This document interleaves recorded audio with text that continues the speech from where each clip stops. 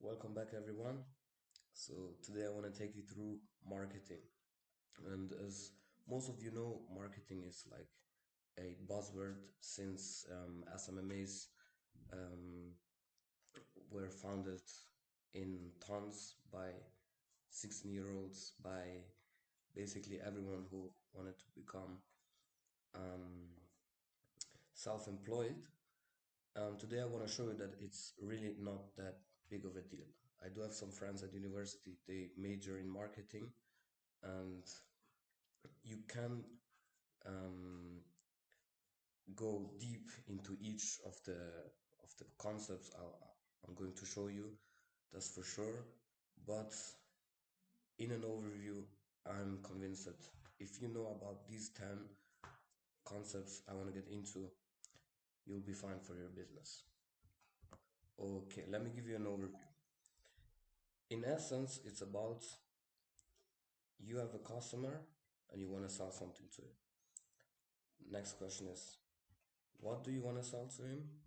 And lastly, how are you going to do that? So let me get into the first section, understanding your customer. So here I listed three concepts that you can use in order to have like a sensible marketing strategy. First, buyer personas. This is practically um, coherent with understanding your customer, but it really helps as a concept when you paint a picture of your customers. What is his reasoning? What is his social status? What is his what are his pain points? So I would usually go and paint me a real person that is in need of my product or that I want to sell to. Next, go to segmentation.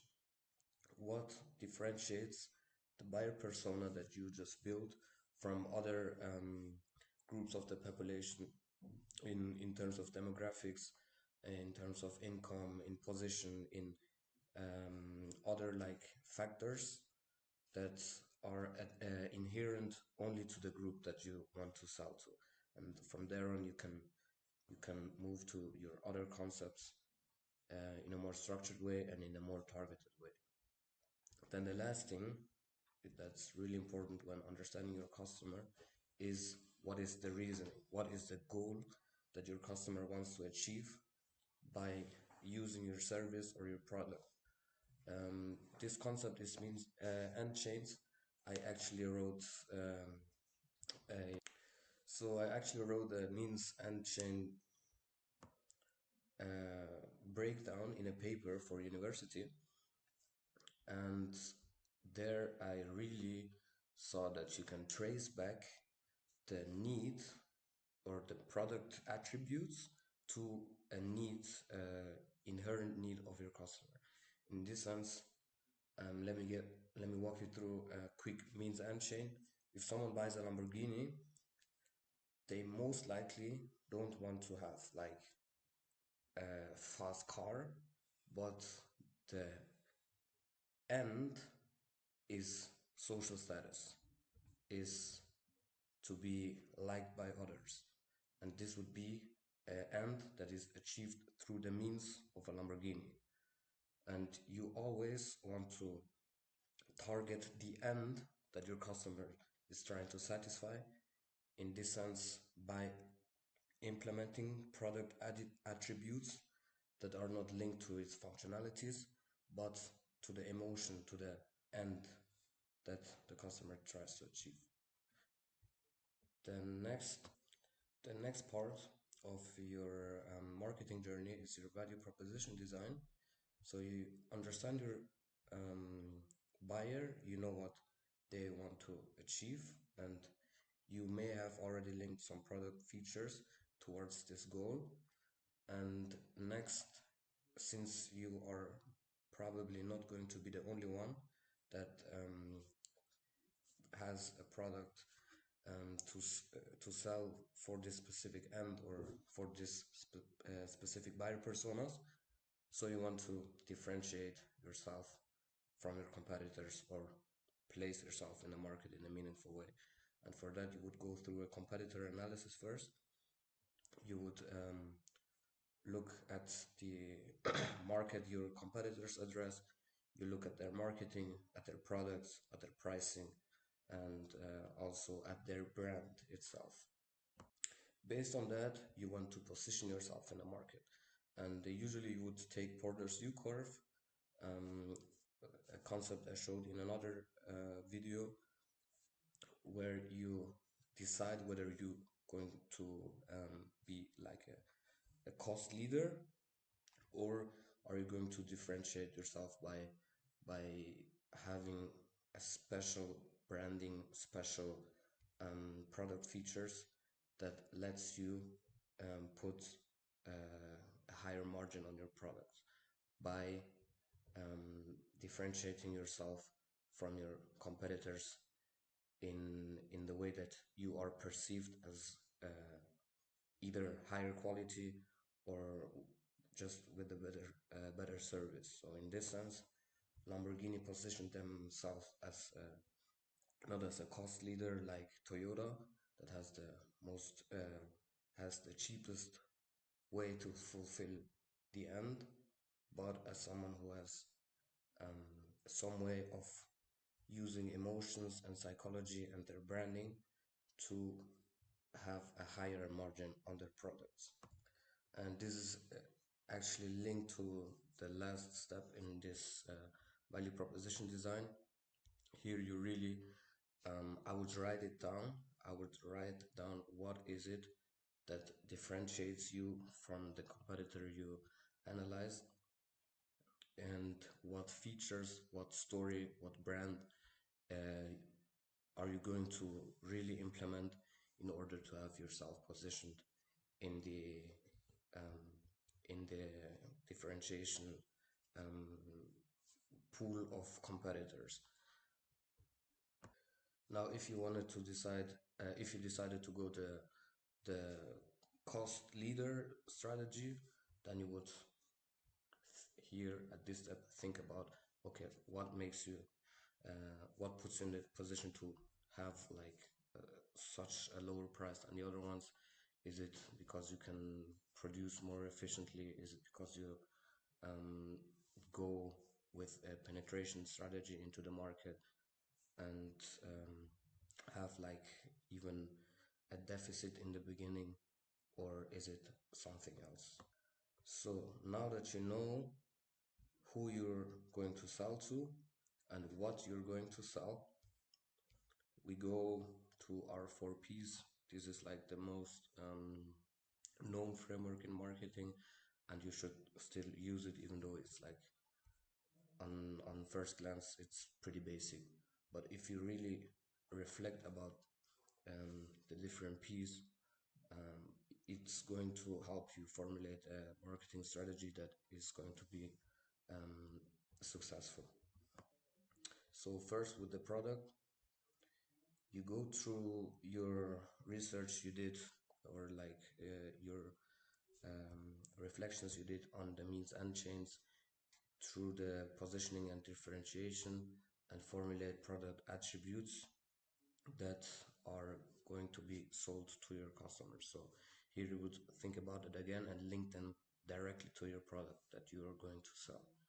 In this sense, a Lamborghini is uh, positioned on the left, on the right side of the U curve, and has a clear differentiation strategy behind it. And then you would think about, okay, how do I get the product? What attributes need to be linked to it? How do I produce it? How do I bring it to the customer? Next, you have the price. I could really go on and yep 1 hour about pricing strategies and tactics and concepts, even in the sense of pricing.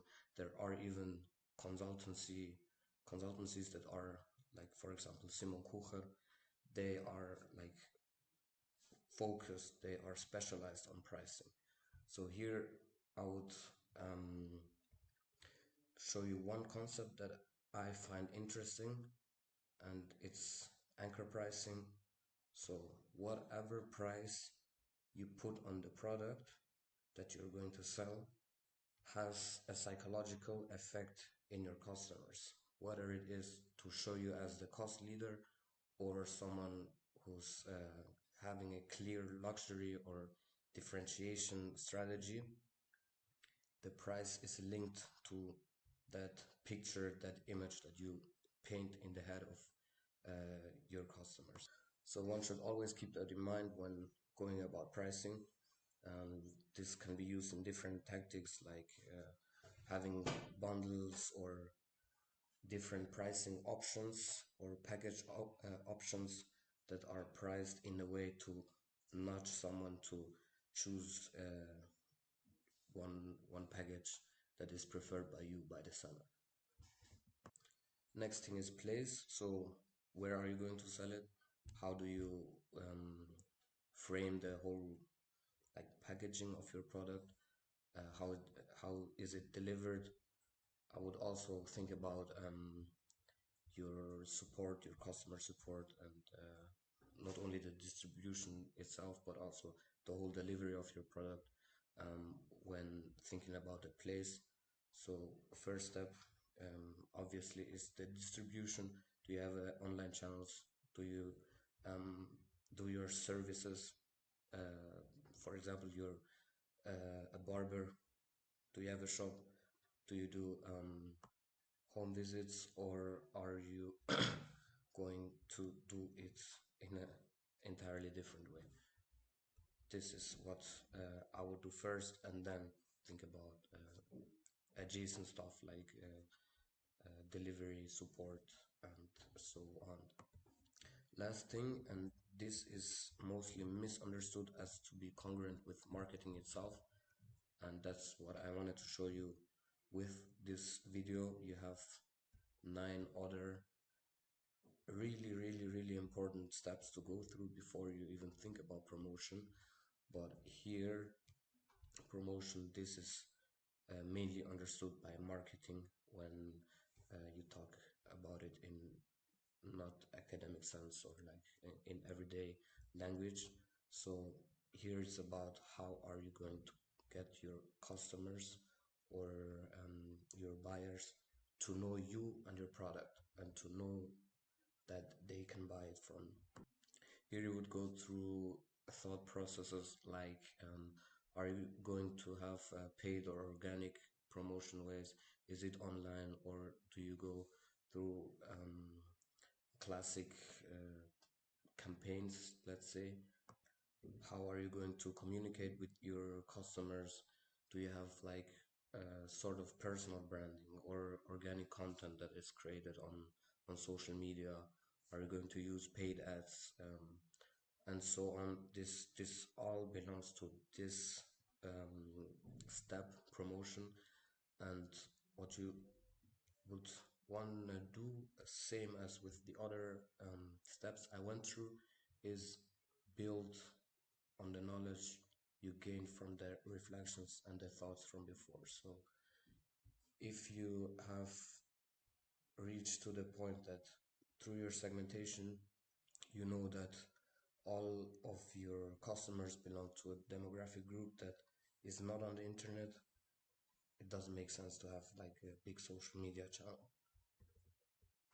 and so on and so forth. So this is one example I would use when talking about promotion.